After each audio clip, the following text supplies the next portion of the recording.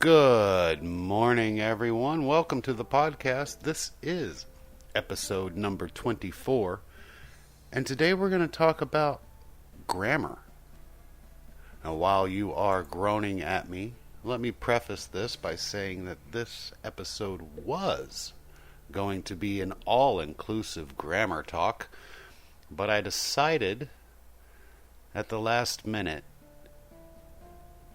that talking to you for an hour about grammar might just be too much. So I decided to split it up. Today, we will talk about adverbs. And then in the following weeks, we will add in the passive and active verbs and the threat of online grammar checkers. But stick around, because next, we're going to talk about adverbs.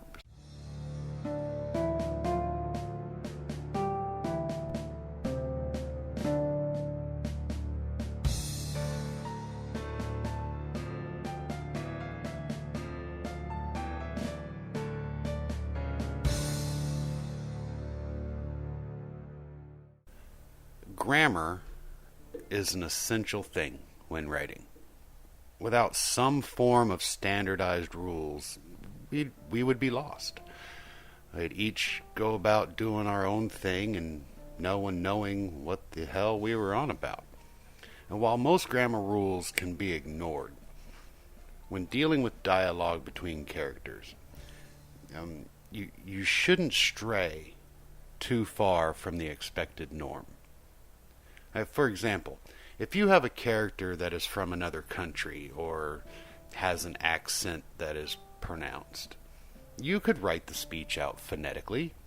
There isn't a rule telling you not to. However, it is much easier for everyone involved if you don't. Even if the character speaks in a deep, rich Cajun accent, you can just say that. The reader will still be able to do their own Cajun accent in their head, and they won't have to slow down their reading, tripping over words. Slowing a reader down, if you couldn't guess, is detrimental to your book. We want them to turn the pages, not pause and have an opportunity to put the book down. It is, then, much more simple to just say, when Gage opened his mouth to speak, the words came out in a broken English, half French, all Creole accent. It was hard to understand him at first, though our guide Michael seemed to not have any issue whatsoever.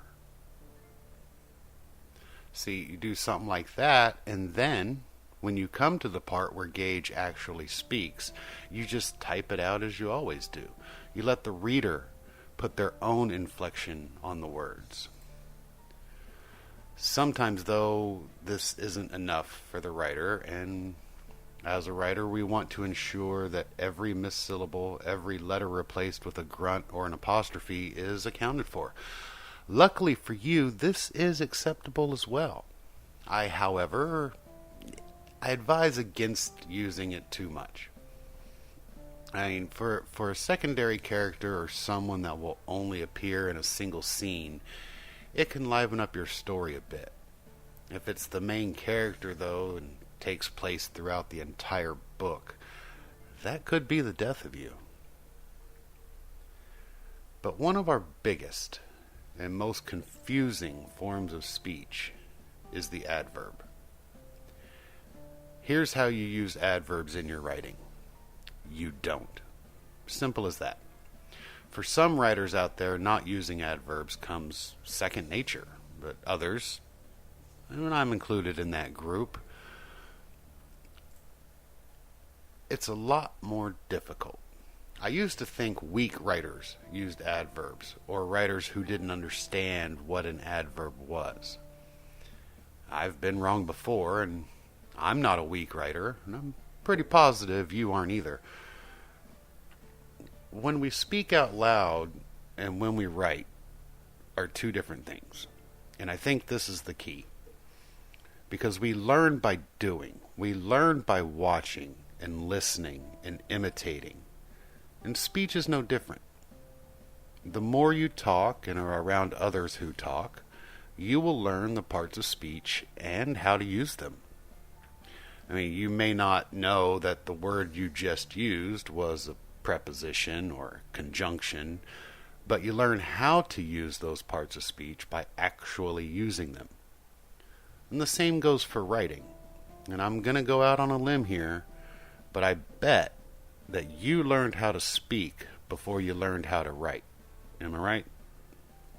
I mean, it only makes sense then that we write how we speak, and we tend to speak with a lot of adverbs.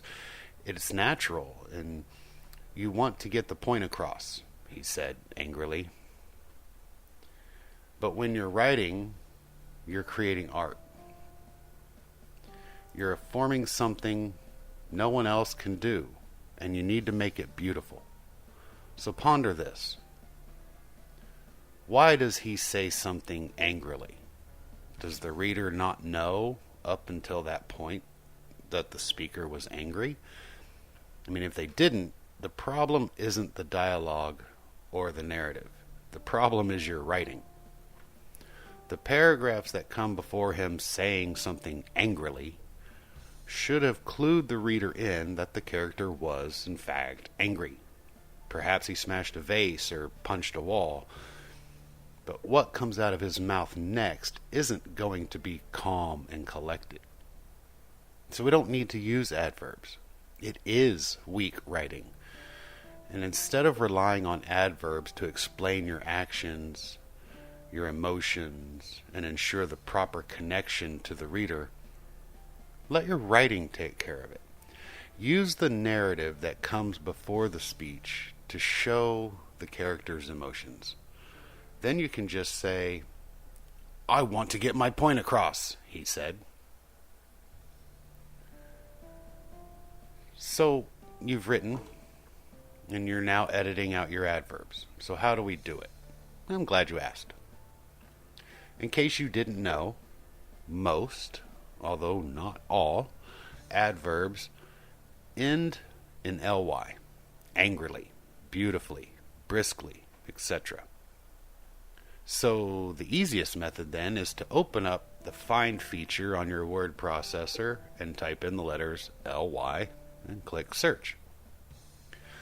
Now you're going to get a lot of words that are not adverbs, like only or daily, periodically. But you can just skip over those. So the second step then is to figure out how to rewrite the sentence without using the adverb. Here's the secret. Just take the adverb out. Yes, I'm serious. Adverbs are there to enhance a word, an adjective, a verb, even a noun. And as I mentioned a minute ago, your writing leading up to that adverb should have clarified that, and the adverb then becomes redundant. So just remove it. Problem solved. So what about adverbs that don't end in ly? Well, you'll have to read through and find them. Unfortunately, there isn't a shortcut. Words like almost, always, never. And they're easy to remove. Take the example sentence here. Let me see. Let's say you said in your writing, you typed out, "I almost went to the drive-up window for lunch, but I was running late as it was." Now, aside from the passive verb forms there that are disgusting, almost doing something is the exact same thing as not doing it. No matter the intention, either you went to the drive-thru or you did not. The word almost shouldn't be a thing. You can't almost do something. You can't almost be pregnant. Almost defies binary. You either did or you did not. So we remove it. The sentence then could become something like, "I ran late, so I didn't stop at the drive-thru." There. That's better. And we also remove some of that nasty passive verb too. Double win. If you aren't sure if something is an adverb or not, look it up. You have an entire world of knowledge at your fingertips. You just have to say, "Okay, Google, show me the adverbs that don't end in ly." And presto, you'll get the results. Run the find command for those words and commence your editing. But as you practice, you will learn. And each draft, each project will slowly begin to have less and less adverbs written in it. You will start writing them less because you will recognize them and just leave them out from the get-go. It does take time. It does take practice. But you will get better because we are writers and we always get better. See what I did there? One last thought, though, before I let you go for this week. If you miss an adverb here or there, don't worry about it. They are a part of speech, and they do happen. Just try to remove as many as you can, and forget about the rest. So until next week, have fun and write words.